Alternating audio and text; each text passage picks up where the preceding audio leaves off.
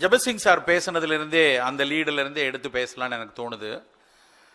இஸ்லாமியர்களுக்கு தெரியும், ப்ரொஃபத் முகமது அவருடைய குரானில் எழுதியிருக்கிற ஒரு வரி என்ன அப்படின்னா, மரணத்தை தவிர மற்ற அனைத்தையும் போக்கக்கூடிய ஒரு மருந்து கருஞ்சீரகம். அவர் எழுதியிருக்கிறது 2000 ஆண்டுகளாக கிரேக்க ஐரோப்பிய பகுதிகளில் பயன்பட்டுட்டு வர்ற விஷயம். என்னுடைய சொந்த அனுபவம் ஒன்று இருக்குது, கண்டிப்பாக பகிரலாம்னு தைரியமாக தோணுச்சு. சென்னையில் வள்ளுவர் கோட்டம் பக்கத்தில் நான் ஒரு நாள் வாகனத்தில், இருசக்கர வாகனத்தில் விரைந்து போயிட்டு இருக்கும்போது ஒரு சின்ன ஆக்சிடெண்ட்டு, பொத்துன்னு கீழே விழுந்துட்டேன். ஆனால் நல்ல வேலையாக பெருசாக அடிபடலைன்னு நினச்சிக்கிட்டு இருந்தேன். மாலை கிளினிக் பார்த்துட்டு இரவு வீட்டுக்கு வரும்போது ஒரு மாதிரி செஸ்ட் வாலில் பெயின் இருந்துகிட்டே இருந்துச்சு. அப்போ நான் எதுக்கும் போய் மருத்துவர்கிட்ட போய் கேட்டு என்னென்னு ஒரு எக்ஸ்ரே ஏதாவது பார்ப்போமா, ஏதாவது அடிபட்டிருக்கா அப்படின்னு சொல்லி பார்த்தேன். அவரும் நம்ம நெருங்கிய நண்பர், அவரும் பார்த்துட்டு ஒரு எக்ஸ்ரே எடுத்து பார்ப்போம் அப்படின்னு பார்த்தா, நுரையீரல் பகுதியில் ஒரு சாதாரண எக்ஸ்ரேயில் ஒரு பெரிய வெள்ளையாக ஒரு திட்டு தெரியுது. பதறிட்டார் அவர். என்னப்பா இதுதான் முதல்ல எக்ஸ்ரே எடுக்க, என்னாச்சு அப்படின்னாரு. அப்புறம் எனக்கு ஒன்றும் இல்லை, ஆனால் ஒரு வலி சுருக்குன்னு வலிச்சிக்கிட்டே இருக்குது அப்படின்னாரு.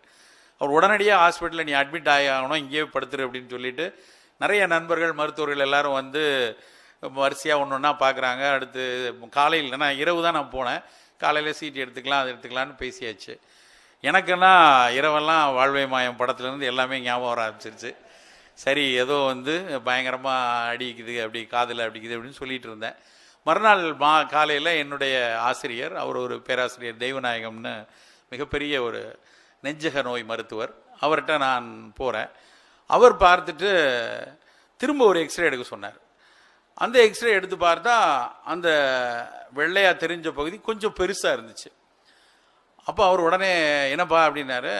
உடனே நான் தெரியல சார், ஏதாவது புட்டுக்கிட்டு இருக்கா உள்ள அப்படின்னேன் சிரிச்சுக்கிட்டே. அவர் ஆமாம் உனக்கு ராத்திரிக்குள்ளே ஒரு பெரிய டென்னிஸ் பால் லெவலுக்கு வளருது பாரு அப்படின்னு கிண்டலாக சொன்னார். சொல்லிவிட்டு யூ ஆர் ப்ளீடிங் மேன் இன்டர்னலா, உனக்குள்ள இரத்த கசிவு வருது அப்படின்னாரு. அது இன்னும் பயமாயிருச்சு எனக்கு. என்னடா அப்படின்னா, இல்லை இது ஒரு சின்ன அடிபட்டதில் ஏற்பட்ட ஒரு கசிவு அப்படின்னு சொல்லிட்டு ஒரு 3 நாளைக்கு மருந்து எடுத்துகிட்டு ரெஸ்ட் எடுத்து சரியாக போயிடும்னு சொல்லி மருந்து எழுதி கொடுத்துட்டார். நான் உள்ளுக்குள்ளேயே ஒரு பயந்துட்டு இருந்தேன். அன்றைக்கி தற்செயலாக ஒரு பாரம்பரிய மருத்துவர் அவர் எங்கள் வீட்டுக்கு வந்தார். தற்செயலாக, அவர் இந்த விஷயம்லாம் தெரியாமல். அவர் உடனே என்கிட்ட சொன்னது வர்மத்தில் அடிபட்டா, வர்மங்கிறது இப்போ அந்த காலத்தில் மரத்துலேருந்து விழுந்துட்டாங்க, கீழே விழுந்துட்டாங்கன்னா அடிபட்டா கை மருந்தாக ஒரு மருந்தை கொடுப்பாங்க. அவர் உடனே இது அப்படிப்பட்டதுன்னு எடுத்துக்கலாம், நீ பைக்கிலேருந்து விழுந்தா கூட நெஞ்சில் அடி வாங்கியிருக்கு, உள்ள ப்ளீட் இருக்குது, நீ நான் சொல்கிறத செய் அப்படின்னாரு. என்னென்னா இந்த கருஞ்சீரகம் தான். அவர் என்ன சொன்னார்னா, கருஞ்சீரகத்தை எடுத்து நல்லா ஒரு 2 தேக்கரண்டி எடுத்து ஒரு துணியில் சுற்றி கட்டிட்டு நீ எந்த மருந்து உங்கள் டாக்டர் சொன்னாங்களோ எடுத்துக்க, பட் இந்த துணியில் கட்டி அந்த துணியில் ஒரு ஸ்பூன் கருஞ்சீரகத்தை கட்டி சோத்துக்குள்ளே, அதாவது அரிசியில், குருணை அரிசி, புழுங்கல் அரிசி உடைச்ச அரிசியில் அந்த கருஞ்சீரக துண்டை போட்டு தண்ணியை ஊற்றி, கஞ்சி காய்ச்சுவோம் இல்லையா, ஒரு பங்கு அரிசிக்கு 2.5 பங்கு 3 பங்கு தண்ணி ஊற்றி அந்த துணி மூட்டையும் போட்டு குக்கர்லேயோ ஏதோ வச்சு வேக வச்சேன்னா கருஞ்சீரகத்தினுடைய எண்ணெய் மட்டும் கசிஞ்சு துணி வழியாக வெளியே வந்துடும், உள்ள அந்த சக்கை இருக்கும், கஞ்சி ப்ரௌன் கலரில் ஆயிரும் அப்படின்னு சொல்லி கொடுத்தார்.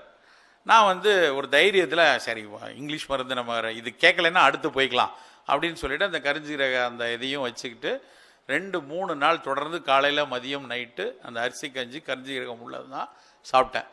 நண்பர்களே, 4 நாட்களில் அது இருந்த இடம் தெரியாமல் போயிடுச்சு எனக்கு. அதுக்கப்புறம் தான் அதை பற்றி படிக்க ஆரம்பித்தேன். அது வரைக்கும் எனக்கும் கருஞ்சீரகம் ஒரு சித்த மருத்துவ மூலிகையாக மட்டும்தான் தெரியும். இது நடந்து 10-12 வருஷம் ஆச்சு. அதுக்கப்புறம் படிக்க பார்த்தா உலகெங்கும் கருஞ்சீரகம் மிகப்பெரிய அளவில் ஆய்வு செய்யப்பட்டிருக்கு. நாம் நிறைய மறந்துட்டோம். நம்ம ஊரில் சித்த மருத்துவத்தில் கருஞ்சீரகம் நிறைய வகையில், சீரணத்திலிருந்து ஆரம்பித்து வயிற்று புழுக்கொல்லியாக, வயிற்றில் இருக்க பூச்சிகள் போகிறதுக்கு, இப்படி பல இடங்களில் பயன்பட்ட ஒரு மருந்து. உள்ள நடக்கிற அடிப்படையான இன்ஃப்ளமேஷன் அப்படின்னு சொல்லுவாங்க. ஒரு சின்ன அடிபட்டாலும் அது இன்ஃப்ளமேஷன் தான்.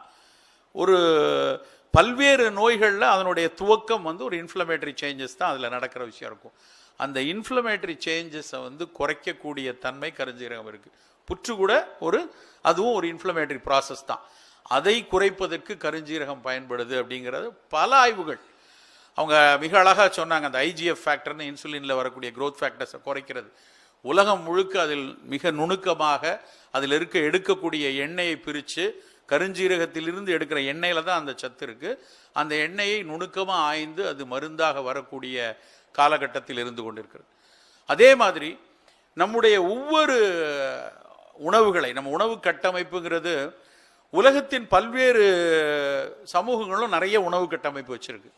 உலகத்தில் மிகப்பெரிய அளவில் உணவு குரூப் எங்கெல்லாம் இருக்குன்னு பார்த்தா 2 நாடுகளில் தான். ஒன்று சீனத்தில், இன்னொன்று இந்தியாவில். சீனாவில் அவர்கள் 33,000 ரெசிபி இருக்குன்னு அவங்க பட்டியல் போட்டிருக்காங்க. நம்ம ஊரில் 2,60,000 உணவுகள் இருக்கிறதாக பட்டியல் போட்டிருக்காங்க. அவ்வளவு வெரைட்டி ஆஃப் ஃபுட்டு இங்கே இருக்கு. ஆனால் நம்ம அதெல்லாம் விட்டுட்டு ஒரு 4-5 குப்பை உணவு, அதை குப்பை உணவுன்னு இனிமேல் சொல்லக்கூடாது.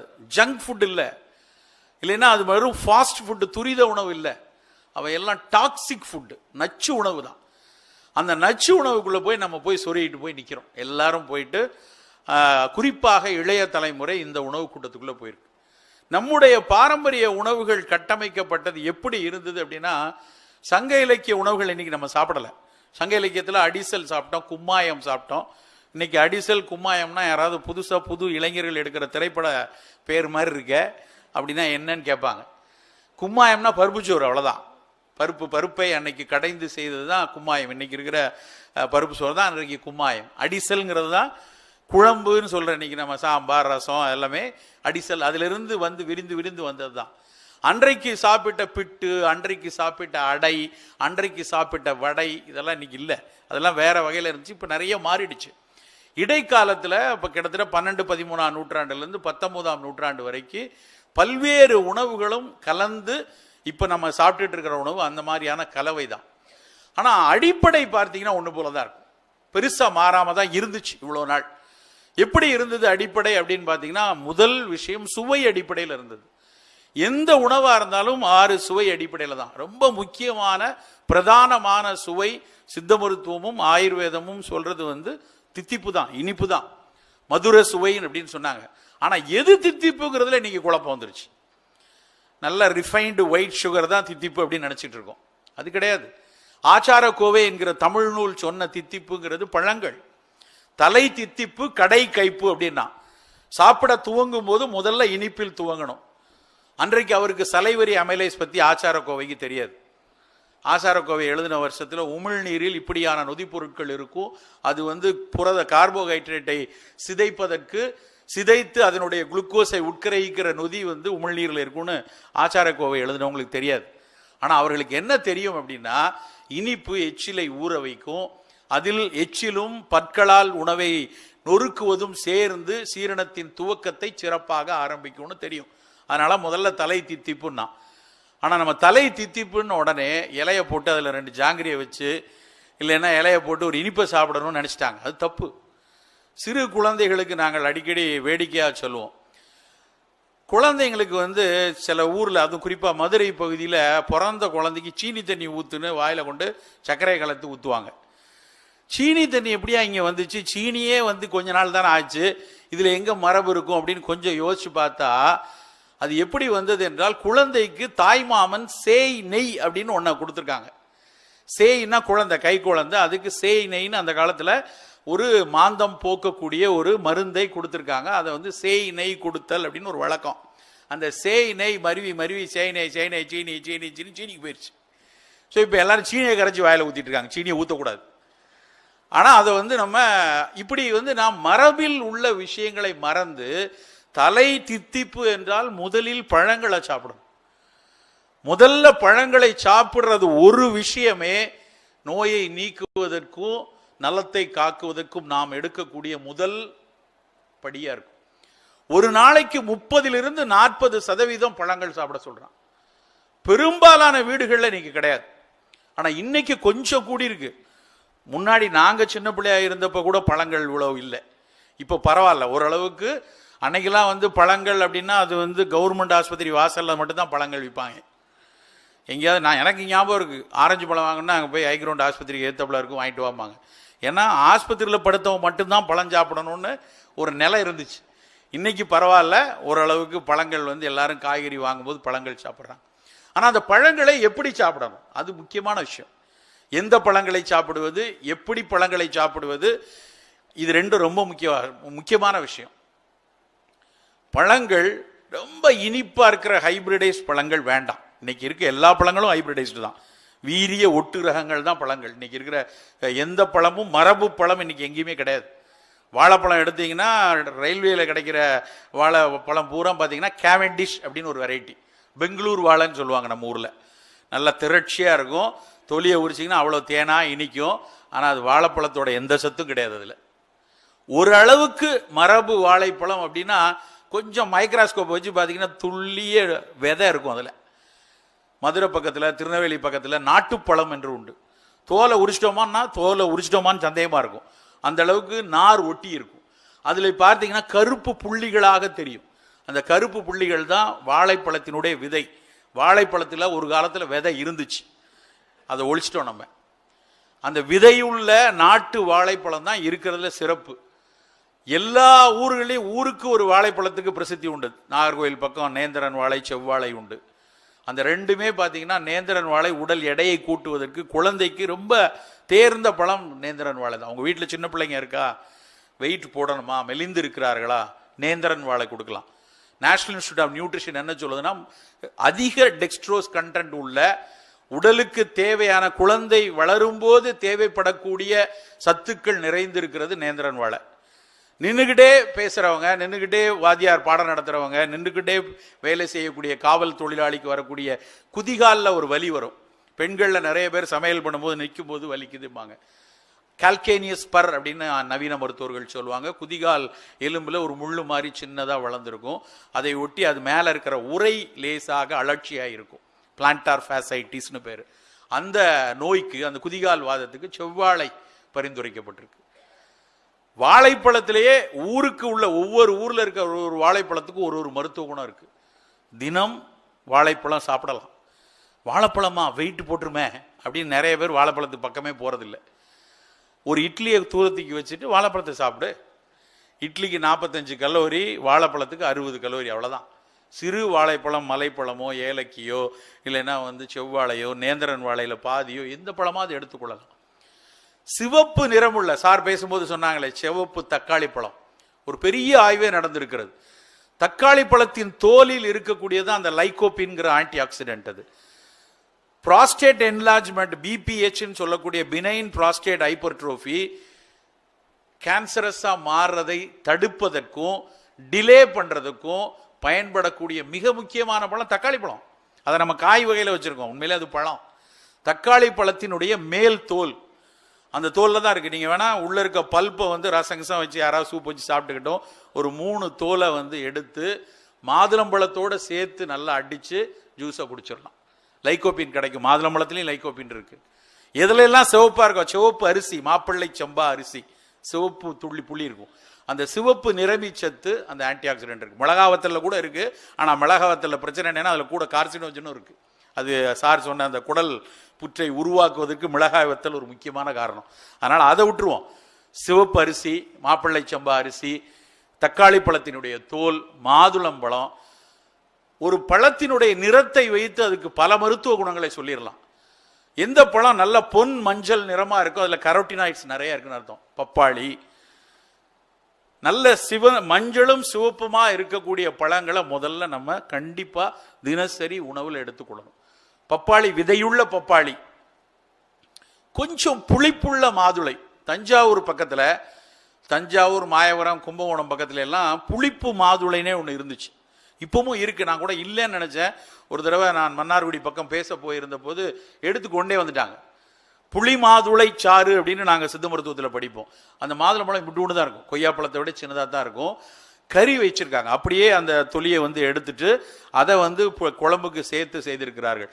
புளி மாதுளை சாறுடைய மிகப்பெரிய பலன் என்னன்னா, கருத்தரிப்பு தாமதிக்கக்கூடிய பெண்களுக்கு கருமுட்டையினுடைய வளர்ச்சிக்கு அது பயன்படுது. இது சும்மா நான் மருத்துவத்தில் சொன்ன குறிப்புகளை வைத்து பேசல. மாதுளம் பழத்தை நீங்க போய் கூகுள் பண்ணி பாருங்க. பொமக்ரனேட் எப்படி ஃபாலிக்கல் ஸ்டிமுலேஷன் ஹார்மோனுக்கு நல்லா இருக்கு, அந்த ஃபாலிக்கல் growthக்கு நல்லா இருக்குன்னு சீனர்கள் நிறைய ஆராய்ச்சி பண்ணியிருக்காங்க. ஆனா இன்னைக்கு நம்ம பார்க்கறது பூரா காபூல் மாதுளைன்ட்டு ரொம்ப ரெட்டிஷா இருக்கக்கூடிய பழம். அதுவும் நல்லதான். அதுல இருக்கக்கூடிய சிவப்பு நிறத்திலையும் லைகோபின் இருக்கு. ஆனால் நம்ம ட்ரெடிஷ்னலாக இருக்க அந்த புளி மாதுளை கிடைத்தால் உங்கள் வீட்டில் இருக்குது இங்கே வைக்க முடியும்னா அந்த மாதுளம்பழம் சாறு எடுத்துக்கொள்ளலாம். மாதுளை, பப்பாளி, கொய்யாப்பழம், வாழைப்பழம், கொய்யால சிவப்பு கொய்யா நான் பல இடங்களில் பேசும்போது தவறாமல் குறிப்பிடக்கூடிய ஒரு விஷயம். இருக்கிற பழங்கள்லேயே மிகச்சிறந்த பழம் சிவப்பு கொய்யா தான். நேஷனல் இன்ஸ்டியூட் ஆஃப் நியூட்ரிஷன் சான்று கொடுத்த பழம். நம்ம அதை விட்டுப்புட்டு இங்கேருந்து வெளிநாட்டிலேருந்து கிவி, அப்புறம் அப்படியே எங்கேயோ வந்து ஆஸ்திரேலியாவிலேருந்து வரக்கூடிய ஆரஞ்சு பழத்துக்கு பின்னாடி போய் நிற்கிறோம். அதை போய் டென்னிஸ் பால் மாதிரி அடுக்கி வச்சிருக்கிறத பார்த்து கமலா கொடுங்குறான். கமலாவுக்கும் அதுக்கும் சம்மந்தமே கிடையாது. அதுக்கு பேரே மெடிரியன் ஃப்ரூட்டுன்னு பேர். அது வந்து எலுமிச்சம்பழத்துக்கும் திராட்சைக்கும் நடுவில் பிறந்தது. அது வீரிய ஒட்டு ரகம். அது இரண்டினுடைய விதைகளை வைத்து வெட்டி ஒட்டி உருவாக்கப்பட்ட ஒரு ஹைபிரிடைஸ்டு வெரைட்டி தான் மார்க்கெட்டில் இன்னைக்கு கிடைக்கக்கூடிய டென்னிஸ் பால் மாதிரி பொட்டு வச்சுலாம் விற்கிறாங்களே அந்த பழம். அப்படியான பழம். அதில் நார்த்தன்மை இருக்காது.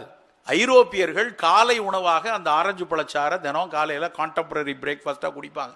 அதற்காக அந்த வணிகத்திற்காக உருவாக்கப்பட்டது. கமலா ஆரஞ்சுன்னா நீங்கள் தொலியை லேசாக கீறி ஒரு உதறினீங்கன்னா தொலி கையில் இருக்கும், பால் கீழே வெளியே வந்துடும். அவ்வளவு தொளதொளன்னு இருக்கும். அதில் நார் சத்து நிறைய இருக்கும். அதில் அந்த நார் சத்துக்கு பேர் சிட்ரஸ் பெக்டின்னு பேர். அந்த சிட்ரஸ் பெக்டின் ஒரு புற்றுநோயை தடுப்பதற்கு ஆற்றல் உள்ள நார் பொருள் அது.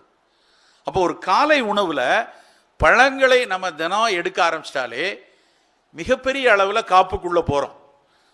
புற்றுநோயை பொறுத்த வரைக்கும் சரி, புற்றுநோய் மட்டுமல்ல, அத்தனை நான் கம்யூனிகபிள் டிசீசஸ், சக்கரை வியாதியோ, ரத்த குதிப்போ, மாரடைப்போ, நாள்பட்ட நுரையீரலோ, இல்லை உடல் எடையை குறைக்க வேண்டுமோ, எதை எடுத்துக்கொண்டாலும் நம்ம வந்து முதல்ல கவனம் செலுத்த வேண்டிய இடம் உணவு. அதில் தலையாய விஷயம் வந்து முதலில் சாப்பிடக்கூடிய பழங்கள். பழங்களை தயவு செய்து கடைசியாக சாப்பிடாதீங்க. எல்லாரும் வந்து பழமா டெசர்ட், பெரிய ஹோட்டல்ல எல்லாம் போனால், இல்லை கல்யாண வீட்டுக்கெல்லாம் போனால் எல்லாத்தையும் நல்லா ஒரு கட்டு கட்டிட்டு கடைசியாக ஒரு டப்பால பழம். அந்த பழ துண்டில் பார்த்தீங்கன்னா அதில் கொஞ்சம் வெள்ளை சக்கரை, கொஞ்சம் க்ரீமு, கொஞ்சம் அது மேலே கொஞ்சம் மணமூட்டிகள்லாம் போட்டு தான் கொடுப்பாங்க. அது தேவையில்லை. அது அதிக அளவில் உங்களுக்கு சர்க்கரையை தான் ரத்தத்தில் கூட்டி விடுமே ஒழிய பெரிய பலன்கள் தெரியாது. முதலில் பரிமாறப்பட வேண்டியது பழங்கள். உணவு சாப்பிட துவங்கும் போது முதல்ல பழங்கள் எடுத்துக்கொள்ளும். பழங்களை அடுத்து பழங்கள் அப்புறம் எப்படி சாப்பிடணும், ரெண்டும் அது முக்கியமான விஷயம். பழச்சாறுகள் எடுப்பது ரெண்டாவது தான். உங்களுக்கு உடனடியான ஆற்றல் தேவைப்படும் பொழுது, இப்போ ஒரு டென்னிஸ் மேட்ச் விளையாடுறோம், 2 செட்டுக்கு இடையில இன்னொரு செட்டுக்கு இடையில டகால்னு ஒரு பார்த்தீங்கன்னா ஒரு நடாலோ இல்லை ஃபெடரரோ ஒரு வாழைப்பழத்தை சாப்பிட்டு ஒரு லைம் ஜூஸ் குடிப்பாங்க. அவங்களுக்கு அடுத்த செட்டுக்கு ஆடுறதுக்கு எனர்ஜி வேணும். அது ஹை கிளைசிமிக் ஃபுட் அவங்களுக்கு அப்படி தேவை. பட் நம்ம போய் டென்னிஸ் மேட்ச் ஆடுற மாதிரி இல்லை. நம்ம வந்து நிதானமாக உட்காந்து கூகுள் பார்த்து எல்லா வேலையை முடிச்சுட்டு இருக்கோம். நமக்கு மெதுவாக சர்க்கரையை கொடுக்கக்கூடிய பழங்கள், மெல்ல மெல்ல மெல்ல சர்க்கரையை ரத்தத்தில் ஏற்ற வேண்டும். Low glycaemic fruits and foods. அதுதான் இந்த அத்தனை நோய்க்கும். ஒரு காலத்தில் சர்க்கரை வியாதிக்கு மட்டும்தான் லோ கிளைசிமிக் ஃபுட்டுன்னு சொல்லிட்டு இருந்தாங்க. இன்றைக்கு புற்றுநோய் வராமல் தடுக்க வேண்டும் என்றாலும் லோ கிளைசிமிக் ஃபுட் எடுங்க. மாம்பழம் இப்போ பார்த்தீங்கன்னா மிக அதிக கூட்டம் யார்கிட்ட இருக்கும்னா டயபெட்டாலஜிஸ்ட் வீட்டில் தான். ஏன்னா இந்த மே ஜூனில் மாம்பழத்தை கட்டுப்படுத்த முடியாமல் HbA1c எகிரி நிற்கிறது எல்லார் வீட்லையும் பார்க்கலாம். பல வீட்டில் இந்த நேரத்தில் டெஸ்ட்டே பண்ண மாட்டாங்க.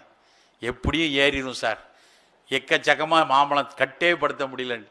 ஏன்னா அந்த இனிப்பு நிச்சயமாக அவர்களுக்கு வந்து சர்க்கரையை கூட்டி அந்த நேரத்தில் கொண்டு போய் கூட்டி விடும்.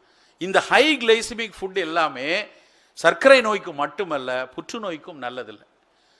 பெண்களுக்கு வரக்கூடிய சினைப்பை நீர்க்கட்டிகள்னு சொல்லக்கூடிய பாலிசிஸ்டிக் ஒவேரியன் டிசீஸ்க்கும் ஹை கிளைசிமிக் ஃபுட்டு நல்லதில்லை. இன்றைக்கு நிறைய உணவுகளில் இந்த ஹை கிளைசிமிக் ஃபுட்ஸ் நமக்குள்ள வந்துருச்சு. தானியங்கள், அரிசியை பாலிஷ் பண்ணி வெள்ளை வெளியேர்னு ஆக்கி மிகப்பெரிய அளவில் ஹை கிளைசிமிக் ஃபுட்டாக மாற்றினது நம்ம தான். அரிசியோட குத்தம் கிடையாது. பல பேர் நான்லாம் ரைஸே சாப்பிட்றதில்லை சார் அப்படின்னு ஸ்டைலாக சொல்லுவாங்க. காரணம் என்னமோ ரைஸ் ஏதோ சக்கரை வியாதியை கொண்டு வந்து அவன் தலையில் எழுதிட்டு போயிட்ட மாதிரி. இவன் எழுதலை, இவன் பண்ண கூத்து. அரிசியை வந்து அது எவ்வளவு வகையின கிட்டத்தட்ட 1,60,000 அரிசி இனங்கள் நம்ம ஊரில் இருந்துச்சு. ஒவ்வொரு நோய்க்கு ஒரு அரிசியை வச்சுருந்தாங்க. ஒரு பிள்ளை ஒரு தாய்மை பேர் அடைந்திருக்கிறா ஒரு பெண் அப்படின்னா அவங்களுக்குன்னு ஒரு குள்ளக்கார அரிசி. அந்த பெண் பாலூட்டி கொண்டு இருக்கிறான்னா அவங்களுக்கு குழியடிச்சான் சம்பா. மெலிந்து இருக்கிறது ஒரு பிள்ளை அப்படின்னா கருங்குருவை அரிசி. அப்புறம் ஒரு பையன் வாலிப பையன் எடையோடு இல்லைன்னா அவனுக்கு மாப்பிள்ளை சம்பா.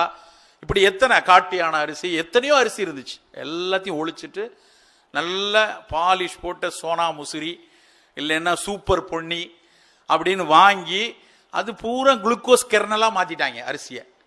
அரிசியினுடைய அத்தனை நல்ல குணங்களையும் இழக்க செய்தது வணிக சூழ்ச்சியினால் நாம் செய்ததுதான். அரிசியோட தப்பு கிடையாது. அந்த மாதிரி ஹை கிளைசிமிக் ஃபுட்டை நம்ம எடுக்கக்கூடாது. நாம் சாப்பிடணும் அப்படின்னா நல்ல பாரம்பரிய அரிசியை, கைக்கூத்தல் அரிசியை மிக குறைந்த அளவில் எடுத்துக்கொண்டு நிறைய காய்கறிகள் சாப்பிடும். ஒரு சாப்பாடையே முதல்ல நம்ம செய்ய வேண்டியது என்ன தெரியுமா? வீட்டில் பருமாறும் போது தயவு செய்து இந்த அன்னக்கரண்டியை தூக்கி தூர போட்டுருங்க. சொளவு மாதிரி வச்சிருக்காங்க வீட்டில், அது வச்சுதான் அரிசி எடுக்கிறது. தயவு செய்து ஸ்பூனை போடுங்க அரிசியில். ஸ்பூன்ல எடுத்து எடுத்து ஷோல்டர் பெயின் வந்துடும். அப்படியாவது அரிசி சாப்பாடை குறைச்சிருவாங்க. முதல்ல தட்டை வச்சு காய்கறிகளை பரிமாறணும். காய்கறிகளை எடுத்து போட்டு சாப்பிட்டுட்டு அதுக்கப்புறம் கொஞ்சம் போல இன்னும் அடையாளத்துக்கு என்ன சொல்லுவோம்னா, ஹோட்டலில் போய் சாப்பிடும் பொழுது காய்கறி கப்பில் வச்சுருப்பாங்க இல்லையா, அதை அப்படியே உல்ட்டா வச்சுக்கோங்க. அரிசியை கப்பில் வச்சுக்கோங்க. காய்கறியை நிறைய போட்டு குறைவான அரிசியை எடுத்துக்கொண்டோம்னா அந்த ஹை கிளைசிமிக் டோஸ் நமக்கு கிடைக்காது. காய்கறியினுடைய அத்தனை நார்ச்சத்துக்களும் ஒவ்வொரு காய், நம்ம நினைக்கிறோம் காயிலெல்லாம் என்ன இருக்க போகுது, இந்த காய் என்ன பண்ணிட போகுதுன்னு. கொஞ்சம் நீங்கள் விரிச்சு விசாலமா ஒரு காய்கறிகளாக பார்த்து படிச்சோம்னா அந்த காய்கறிகளே போதும். சாதாரணமாக நினைக்கும் கொத்தவரங்காய், சீனியை வரைக்காம ஒரு இதுல எல்லாம் என்ன இருக்க போகுதுன்னு. அதுல இருந்து கார்கம்னு ஒன்று பிரிச்சு எடுக்கிறாங்க. இன்னைக்கு எந்த அளவுக்கு போயிருச்சுன்னா, அந்த கொத்தவரங்காயினுடைய பிசின் கெட்ட கொலஸ்ட்ராலை குறைக்கும் அப்படின்னு கண்டுபிடிச்சிட்டான். அவன் அதை கண்டுபிடிச்சு எந்த அளவுக்கு கண்டுபிடிச்சிருக்கான்னா, 1360 இந்திய காய்கறிகளினுடைய காப்புரிமையை அவங்க அமெரிக்கா பதிவு பண்ணி வச்சிருக்கான். ஒன்னொன்னா பிரிச்சு பிரிச்சு. கத்திரிக்காய் சர்க்கரை வியாதியை கட்டுப்படுத்துன்னு யாருக்கா தெரியுமா? ஆனா கத்திரிக்காய் சர்க்கரை வியாதியை கட்டுப்படுத்துவதற்கான பேட்டன்ட் யூஎஸ்ல இருக்கு. நம்ம கத்திரிக்காயா அது என்ன பண்ண போகுது அப்படின்னு சொல்லிட்டு நம்ம அதை சாப்பிட்றதே இல்லை. நிறைய காய்கறிகள் நம்ம குழந்தை பருவத்திலிருந்தே சாப்பிடக்கூடிய பழக்கத்தை வைத்துக் கொள்ளணும். கீரை, ஒவ்வொரு கீரைக்கும் ஒரு மருத்துவ குணத்தை சொல்லியிருக்காங்க. எந்த சின்ன அரைக்கீரையிலிருந்து ஆரம்பிச்சு செரிப்பதற்கு கடினமாக இருக்கக்கூடிய அகத்திக்கீரை வரைக்கும் ஒரு கீரைக்கும் ஒரு மருத்துவ குணம். ரொம்ப காமனா ஃபோலிக் ஆசிட், ரொம்ப அடிப்படையான ஒரு ஃபேக்டர் நம்ம உடலின் பல்வேறு மாற்றங்களுக்கு. நம்ம நினைக்கிறோம் ஃபோலிக் ஆசிட்னா சாதாரண விஷயம்ட்டு. ஒரு இரும்பு சத்து உடம்புல போய் சேரணுங்கிறதுல இருந்து ஆரம்பிச்சு புற்று வரக்கூடாதுன்னா கூட ஃபோலிக் ஆசிட் கரெக்டா இருக்கணும். அது கீரையில இருக்கு, வேற எங்க போகணும்? அப்ப தினசரி கீரை கொடுப்பதுங்கிறது ஒரு சாதாரண விஷயம் இல்லை. அந்த சாமானியனாக்கு சாப்பிடக்கூடிய அளவுல இருக்கக்கூடிய 30 நாள் 35 நாள்ல விளையக்கூடிய கீரையில பல உப்புக்கள், பல கனிம சத்துக்கள், பல்வேறு இது மாதிரியான நொதிகள் சேர்ந்திருக்கு. இன்றைக்கு உலகத்தில் மிக அதிகமாக வணிகம் செய்யப்படக்கூடிய ஒரு கீரை என்ன தெரியுமா? முருங்கைக்கீரை. முருங்கைக்கீரை கேப்சூல்ஸ் நீங்க அமேசான்ல போட்டு பாருங்க. நம்ம முருங்கைக்காயை பாக்கியராஜ் சொன்னதுனால தயவு செய்து வச்சுட்டு இருக்கோம், இல்லைன்னா என்னைக்கும் அதையும் தூரத்துக்கு போட்டிருப்போம். ஆனா முருங்கைக்கீரை உலகம் இழுக்க இன்னைக்கு வணிகப்படுத்தப்பட்டு கொண்டிருக்கிறது. முருங்கைக்கீரையை பற்றி அதுல உள்ள ஆய்வுகள் நடந்திருக்கிறத வச்சு பார்த்தீங்கன்னா ஒவ்வொரு காலகட்டத்திலும் ஒரு வணிகம் ஒன்றை எடுத்துக்கொள்ளும். கொஞ்ச நாள் முன்னாடி பார்த்தீங்கன்னா சோத்துக்கத்தாள் எல்லாத்துலேயும் எதை எடுத்தாலும் மூஞ்சில பூசிக்கோ, வாயில வச்சு குடி, மோத்த கழுவு, என்ன பண்ணாலும் சோத்துக்கத்தாழை சொல்லிட்டு இருந்தாங்க. அதுக்கப்புறம் இப்போ இன்னைக்கு பெரிய அளவில் கோலோச்சி கொண்டிருக்கிறது முருங்கைக்கீரை. முருங்கை பூ, முருங்கை காய், முருங்கை கீரை அடிக்கடி குழந்தைகளுக்கு கொடுக்கப்பட வேண்டிய மிக முக்கியமான சாதாரண உணவு, விலை குறைவா இருக்கக்கூடியது. நம்ம ரொம்ப போய் நான்லாம் 100 ரூபாய்க்கு ஒரு மாத்திரை, 80 ரூபாய்க்கு ஒரு மாத்திரை சில நிறுவனங்கள் வணிகப்படுத்துது. டெய்லி சார் இந்த மாத்திரைக்கு பேரு. அவன் டெய்லி அதை சாப்பிட்டான்னா அன்னையோட காலி, அவன் சொத்தே அழிஞ்சும். 150 ரூபா ஒரு மாத்திரை, 80 ரூபா ஒரு மாத்திரை. எதுக்கு? தினம் ஒரு முருங்கைக்கீரை சூப்போ, காய்கறி சூப்போ, கீரை சூப்போ, இது போதும். நம் உள்நாட்டு காய்கறிகளே போதும். போய் இங்கிலீஷ் காய்கறி, வெளிநாட்டு காய்கறிலாம் தேவையில்லை. ப்ரக்கோலி போட்டு தான் சார் நாங்கள் சூப் சாப்பிடணும், தேவையில்லை. ப்ரக்கோலி புற்றுநோய்க்கு மிகச்சிறப்பானது. ஆனால் ப்ரக்கோலி இங்கே எப்படி விளையப்படுதுன்னு கொஞ்சம் பார்க்கணும்.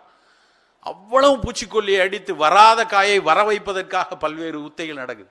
எங்கேயாவது இயற்கையாக விளைஞ்சதுன்னா நம்ம அதை பயன்படுத்தி கொள்ளலாம். ஆனால் நம்ம சாதாரணமாக கிடைக்கிற கொத்தவரங்காய், பீன்ஸு, அவரைக்காய், வெண்டைக்காய் ஒவ்வொன்றும் இன்றைக்கு மிக மிக முக்கியமானது. நம் குழந்தைகள்கிட்ட இன்றையிலிருந்தே நம்ம பழக்கப்பட வேண்டிய ஒரு விஷயம். அதுக்கு அடுத்ததாக ரொம்ப முக்கியமானது மணமூட்டிகள். சின்ன சின்ன விஷயங்கள், இஞ்சி, பூண்டு, புதினா, சுக்கு, மிளகு, திப்பிலி, ஏலக்காய், சீரகம், பெருங்காயம், நான் அடிக்கடி குறிப்பிடுறது என்னுடைய பேச்சில் ஹீலிங் ஸ்பைசஸ் அப்படின்னு ஒரு புத்தகம். அந்த ஹீலிங் ஸ்பைசஸ் எழுது டாக்டர் பரத் அகர்வால் அப்படின்னு ஒரு அமெரிக்கர், அமெரிக்காவில் வாழக்கூடிய இந்தியர். ஜான் ஹாப்கின்ஸ் பல்கலைக்கழகம்னு ஒரு பல்கலைக்கழகம் இருக்கு, புற்றுநோயில பெரிய அளவில் ஆராய்ச்சி செய்து வரக்கூடிய உலகின் மிக முக்கியமான மருத்துவ பல்கலைக்கழகம். அந்த பல்கலைக்கழகத்தில் பேராசிரியராக இருக்கவர். அவர் எழுதியிருக்கார் ஹீலிங் ஸ்பைசஸ்ன்னு. வெறும் 23 வகையான நம் உள்ளூர்ல இருக்கக்கூடிய நாம் அன்றாடம் பயன்படுத்தக்கூடிய பொருட்கள். அது ஒவ்வொன்றில் இருக்க ஒரு கருவேப்பிலையை பத்தி ஒரு 6 பக்கம். கருவேப்பிலையினுடைய கார்பனசாய்ட்ஸ் என்ன மாதிரி வேலை செய்யுது, எல்டியில் எப்படி குறைக்குது, குடல் புற்றை எப்படி கட்டுப்படுத்துகிறது, அதுக்கு நேச்சர்ல என்ன பப்ளிகேஷன் வந்திருக்கு, எந்தெந்த நவீன இண்டெக்ஸ்டு ஜேர்னல்ல என்ன பப்ளிகேஷன் வந்திருக்குங்கிறத எடுத்து வெகுஜன மக்களுக்கு புரிகிற மாதிரியான புத்தகம். அது அந்த புத்தகத்தில் அந்த கட்டுரைகள்லாம் முக்கியம் இல்லை, அதுக்கு பக்கத்தில் ஒரு ப்ரிஃபேஸ் எழுதியிருக்காரு.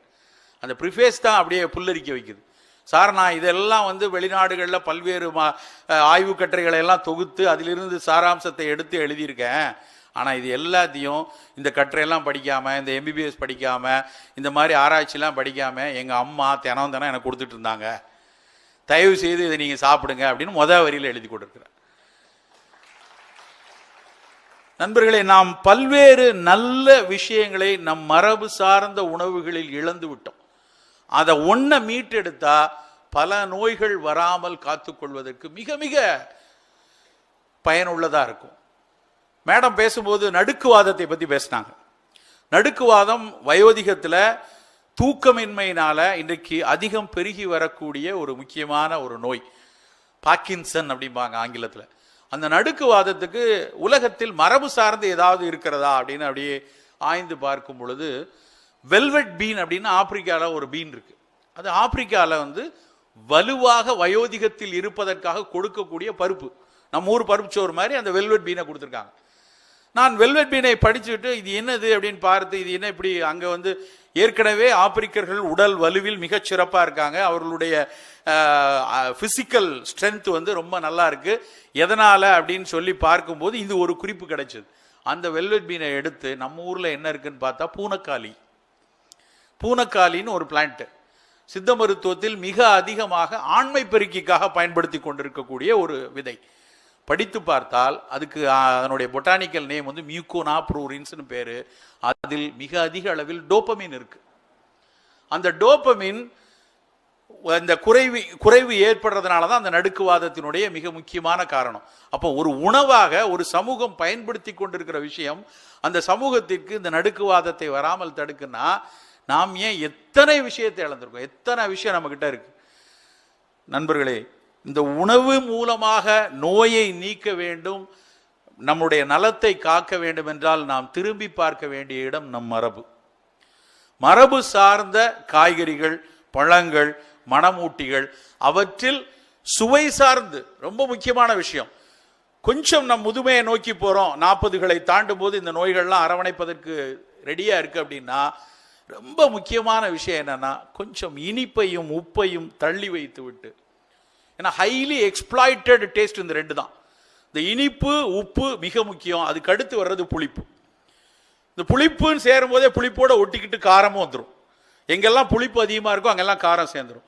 ஸோ இனிப்பை உப்பை முடிந்த வரைக்கும் விளக்கணும், புளிப்பை குறைக்கணும். புளிப்பு குறைபடும் போது காரமும் குறைஞ்சிடும்.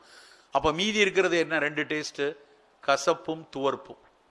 நல்லா உற்று பார்த்தோம்னா எந்தெந்த உணவுப் பொருட்களில் கசப்பும் துவர்ப்பும் அதிகமாக இருக்கோ அது நோய் நீக்கும், நலம் காக்கும். சாதாரண கருவேப்பிலை ரொம்ப தூக்கி அப்படியே போடக்கூடிய அந்த கருவேப்பிலை ஏற்கனவே அவன் குசுரா வேற கொடுக்குறான், விலை இல்லாமல் வாங்கிட்டு வரோம், அதனாலேயே அதுக்கு மேலே மரியாதை கிடையாது. அந்த கருவேப்பிலை பல நோய்களை நம்மகிட்ட இருந்து விரட்டக்கூடியது. வெந்தயம் அதே கசப்பும் துவர்ப்பும் அதிகமாக இருக்கிற இது வெந்தயம். சக்கரை வியாதி கட்டுப்படுறதுக்கு அதில் இருக்கக்கூடிய கரையும் நார்பொருள், கரையாத நார்பொருள் ரெண்டும் இருக்கு. Soluble fibre, insoluble fibre. Soluble fibre இரத்த நாளத்தில் உறைந்து இருக்கக்கூடிய கொழுப்பை கரைக்கும். கரையாத நார்பொருள் மலத்தை இழக்கி வெளியே கொண்டு வரதுக்கு உதவியா இருக்கும். ரெண்டுமே வயோதிகத்தில் முக்கியமானது. அப்போ வெந்தயம் தினசரி எடுத்துக்கொள்ளலாம், 6000 ஸ்பூன் தொடர்ந்து எடுத்துக்கொள்ளலாம். இது எந்த வகையிலும் உடலில் பிற மருந்துகளுக்கும் தீங்கு செய்யாது.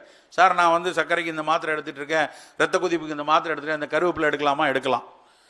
எத்தனையோ ஆய்வுகள், பல்வேறு ஆய்வுகள் இரண்டினுடைய பயோ அவைலபிலிட்டியை சேர்த்தெல்லாம் நடத்திட்டாங்க. அமெரிக்கர்கள் நடத்திருக்காங்க, இன்னும் இந்தியாவில் பெருசாக நடக்கல. பர்டியூ யூனிவர்சிட்டின்னு ஒன்று இருக்கு யூஎஸ்ல. அவன் ஒரு டிபார்ட்மெண்ட்டே வச்சிருக்கிறான். முழுக்க முழுக்க பாரம்பரிய உணவுகளும் நவீன மருந்துகளும் எந்த மாதிரி சேரும் சேராதுன்னு 2-3 விஷயம் தான் சொல்றாங்க. நீங்க ரத்தத்தை உறைய வைப்பதற்காக, உறையாமல் இருப்பதற்காக எடுக்கக்கூடிய சில மருந்துகள், அது சாப்பிடும்போது நீ கீரை சாப்பிடாத, அவ்வளவுதான். மற்றபடி பெருவாரியான உணவுப் பொருட்கள் எதுவும் நமக்கு தீங்கு விளைவிக்காது. அப்போ உணவாக கருவேப்பிலை, வெந்தயம் கண்டிப்பா சேர்த்துக்கொள்ளுங்க. தினம் தினம் சேர்க்க வேண்டியது. ஒரு சித்த மருத்துவத்தில் ஒரு மொழி உண்டு, நோய் வராமல் காப்பதற்காக நாங்கள் கற்ப மருந்துகள், கற்பத்தை காய கல்பம் போட்டு உடம்பு எப்படிலாம் காமிச்சு அதை வேற காரணத்துக்குன்னு பயன்படுத்திட்டானுங்க. அதுக்கும் இதுக்கும் சம்பந்தமே கிடையாது. கற்பம் அப்படின்னா உடலை கல் போன்று பாதுகாப்பாக, நோயின்றி, நோயில் சிக்காமல் தவிர்ப்பதற்காக உள்ள பழக்க வழக்கங்கள், அவ்வளவுதான்.